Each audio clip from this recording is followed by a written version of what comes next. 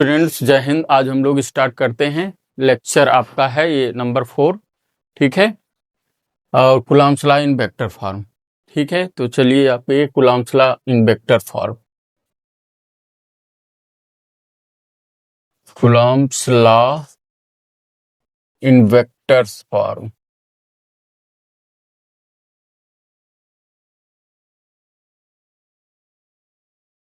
ठीक है। Coulomb's law in vector form. सबसे पहले हम देखिए 2 पॉइंट चार्ज कंसीडर कर लेते हैं, ठीक है। एक है आपका प्लस Q1 कूलम्ब का चार्ज, और दूसरा जो चार्ज आपका है वो प्लस Q2 कूलम्ब का चार्ज, ठीक है। ये आपके दोनों चार्ज हैं, एक प्लस Q1 कूलम्ब का चार्ज है, दूसरा प्लस Q2 कूलम्ब का चार्ज है। ये हैं पॉइंट चार्ज। अगर ये एक दूसरे से स्मॉल r के डिस्टेंस पे हैं, तो अब देखिए पहले के कारण जो दूसरे चार्ज पे फोर्स लगेगा वो होगा F21 वेक्टर। फिर देखिए पहले पर दूसरे के कारण जो फोर्स लगना है वो आपका हो जाएगा क्या भाई, F12 वेक्टर, ओके। अब देखिए इस तरफ जो होगा यूनिट वेक्टर R21 कैप हो जाएगा, और इस तरफ जो यूनिट वेक्टर है वो R12 कैप हो जाएगा। ये यूनिट वेक्टर का डायरेक्शन हो गया। अब इसको आप यहाँ पे एक पॉइंट हम कंसीडर कर लेते हैं जिसे आप कहेंगे ओरिजिन। अब इस ओरिजिन पे अगर हम यहाँ A मान लें, यहाँ B मान लें, इसको अगर हम ऐसे मिला देंगे तो ये पोजीशन वेक्टर OA वेक्टर का डायरेक्शन ये हो जाएगा, ठीक है। और इसको अगर हम ऐसे मिला लेंगे तो इसका देखिए ये पोजीशन वेक्टर आपका ये क्या हो जाएगा, OB वेक्टर हो जाएगा। अब भाई देखिए इसको हम लेट कर लें R1 वेक्टर और इसको लेट कर लें R2 वेक्टर। और एक चीज है, तो ये आपका AB वेक्टर का अगर हम यहाँ पे लेट कर लें ऐसा कि AB वेक्टर हमारा क्या होगा, ठीक है।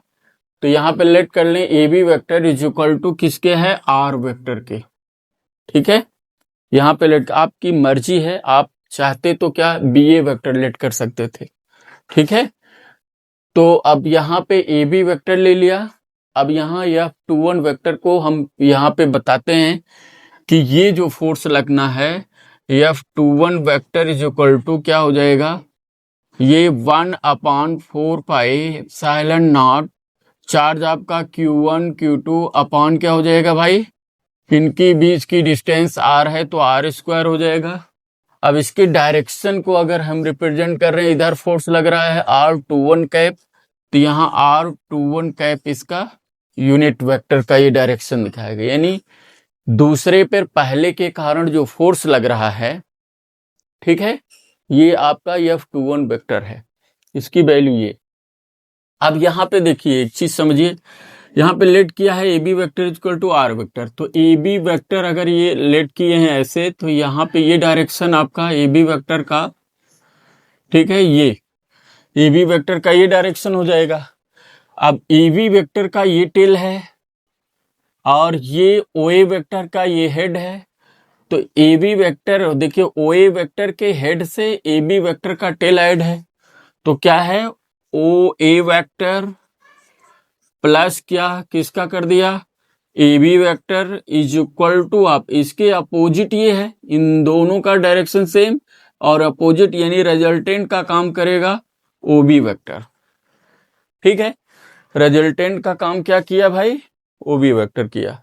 तो अब यहां से AB वेक्टर अगर निकालें हम तो क्या हो जाएगा भाई, OB वेक्टर माइनस क्या हो जाएगा, OA वेक्टर, ये आ जाएगा। OB वेक्टर माइनस क्या हो जाएगा, OA वेक्टर। अब यहां पे देखो OB वेक्टर की value OB vector R2 vector, और माइनस OA वेक्टर की वैल्यू क्या होगा, ये आपका हो जाएगा R1 वेक्टर, ठीक है। ये R2 वेक्टर माइनस क्या हो जाएगा, R1 वेक्टर। ये किसके इक्वल भाई, AB वेक्टर के।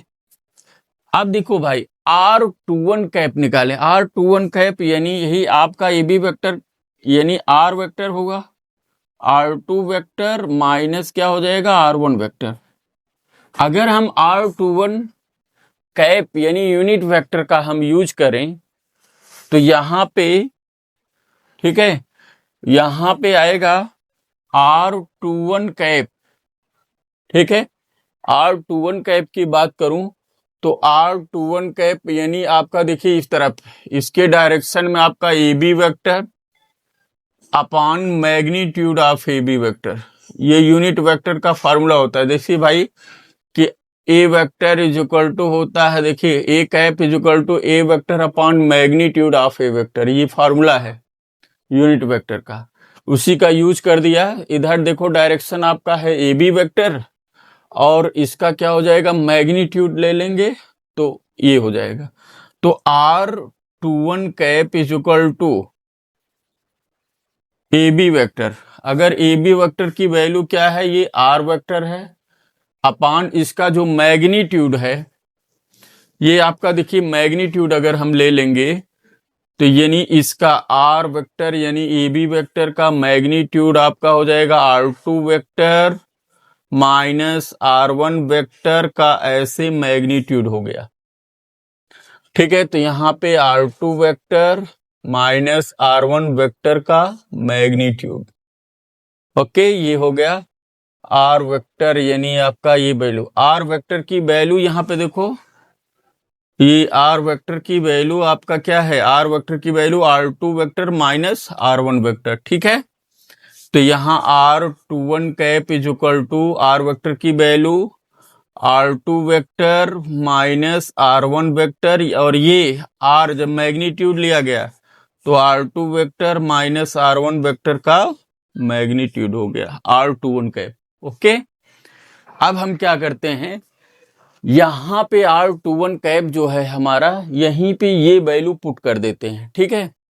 चलिए इसकी वैल्यू अगर हम पुट करेंगे तो क्या आएगा, यानी R2 वेक्टर, एक चीज और समझना है कि R21 cap is equal to R2 vector minus R1 vector, यानी ये R2 माइनस R1 वेक्टर का मैग्नीट्यूड जो है वो किसके इक्वल है, R के इक्वल। देखिए इसका मैग्नीट्यूड R, यानी इसको अब R भी लिख सकते हो, कोई दिक्कत नहीं, चाहे R2 वेक्टर माइनस R1 लिखें चाहे ये लिखो, क्योंकि ये R2 vector minus R1 vector का मैग्नीट्यूड R है, ठीक है। यहाँ पे R है वैल्यू, क्योंकि यही ए बी वेक्टर के इक्वल हो रहा है और ए बी वेक्टर का मैग्नीट्यूड अगर ले रहे हो तो R आ रहा है, यानी a B vector R vector के इक्वल है, z डायरेक्शन। तो ये चीजें, ठीक है। अब R21 कैप की वैल्यू हम इसमें पुट कर दें, चलिए पुट करते हैं। तो जब ये पुट करते हैं तो वैल्यू क्या हमारी आती है ये देखना है, ठीक है। चलो भैया ये रखें 1/4 पाई एप्सिलॉन नॉट, यहाँ पे Q1 into Q2 upon R square into, ये जो वैल्यू थी आपकी R21 कैप की, ये R2 vector minus R1 vector upon या मैग्नीट्यूड इसका R था। अब इसका यहाँ देखिए इसके साथ प्रोडक्ट हो जाएगा तो ये आ जाएगा क्या 1/4 pi epsilon naught Q1 Q2 upon इनका प्रोडक्ट R क्यूब। अब यहाँ R2 vector minus R1 vector आ जाएगा, ओके। अब R की वैल्यू हमारी क्या थी भाई, R की वैल्यू यही थी, यही देखिए आपका R वेक्टर आपका था R2 vector minus R1 vector था। जब इसका मैग्नीट्यूड लिया तो ऐसे लिखा R की जगह, देखो मैग्नीट्यूड लेंगे तो वेक्टर का सिंबल हट जाएगा, इधर रहेगा R2 vector minus R1 vector हो जाएगा। ये आपको देखिए नीचे यहाँ लिखे थे, तो यहाँ पर R वेक्टर इसका स्मॉल r यानी magnitude value R2 vector minus R1 vector होगा। अब ये R2 vector minus R1 vector की जो वैल्यू है उसको हम क्या लिखते हैं, यहाँ देखो स्मॉल r की जगह वैल्यू रख सकते हैं। तो ये आपका F21 vector is equal to 1/4 pi epsilon naught, ठीक है। ये वैल्यू किसके इक्वल कर दें 1/4 pi epsilon naught Q1 Q2 upon small r की वैल्यू रख दिया जाए, R2 vector minus R1 vector magnitude का क्यूब हो जाएगा ये, ठीक है। मैग्नीट्यूड है में ए आपका क्यूब, और ये ऑलरेडी है R2 vector minus R1 vector. Okay, तो ये वैल्यू है किसके, F21 वेक्टर के। तो ये चीजें आ गई। अब यहां पे हमको समझना क्या है भाई, अब ये चीज तो आ गई, लेकिन सिमिलरली इसी तरह से हम F12 वेक्टर भी निकाल सकते हैं, ठीक है। तो आप सिमिलरली अगर यही वैल्यू आप निकालते हैं F, तो 1 की जगह देखिए 2 और 2 की जगह 1 रख देंगे इसी में सिमिलरली।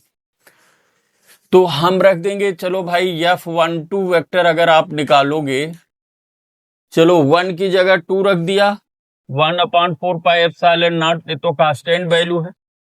यहाँ पे 1 की जगह 2 रखा, इंटू यहाँ पे 2 की जगह 1 रखा, R2 vector minus R1 vector. तो ये आपका क्या हो जाएगा, R2 वेक्टर माइनस R2 माने R1 वेक्टर माइनस ये हो जाएगा, देखो 2 की जगह 1 हो गया, और इसकी जगह भाई 1 की जगह 2 होगा, ये वैल्यू आ जाएगी अपान यहाँ R2 की जगह पे हो जाएगा 1, R1 वेक्टर माइनस 1 की जगह 2 हो जाएगा, R2 वेक्टर हो जाएगा, ये चीज आ गई। और इसकी पावर क्यूब है तो क्यूब कर दिया। Okay very similarly we can write similarly. Okay, अब एक चीज यहां पे करना है, ऊपर से इसमें देखो R1 vector minus R2 minus common कर लें, ठीक है। जब माइनस कॉमन कर लेंगे तो वैल्यू आएगी क्या, ये 1/4πε0, 1/4πε0। यहां पे देखिए Q2 into Q1 minus common कर लें तो ये हो जाएगा R2 vector minus R1 vector अपान, यहां पे देखो मैग्नीट्यूड में माइनस कॉमन करेंगे, मैग्नीट्यूड में माइनस कॉमन कर लेंगे तो ये हो जाएगा R2 vector minus R1 vector का ये आपका क्यूब। लेकिन ध्यान रखना मैग्नीट्यूड में जो माइनस वैल्यू होती है वो हमेशा प्लस होती है, लेकिन यहां प्लस नहीं होगी, यहां पे माइनस होगी, ठीक है। यहां पे मैग्नीट्यूड प्लस हो जाएगी तो 1/4πε0 ये हो जाएगा माइनस है, तो माइनस इधर कर दें, माइनस ये Q1 Q2 और ब्रैकेट में R2 vector minus R1 vector अपान ये आपका मैग्नीट्यूड पॉजिटिव हो जाएगा, R2 vector minus R1 vector का क्यूब। अब ये देखो इतनी चीजें सेम है, ठीक है, केवल माइनस को छोड़ दिया जाए तो बाकी सारी चीजें सेम है। तो इसी तरह से आप F12 vector is equal to minus F21 vector लिख सकते हैं, ठीक है। ये वैल्यू आपकी आ जाएगी, यही Coulomb's law in vector form में है कि F12 vector is equal to minus F21 vector हो जाएगा, ठीक है।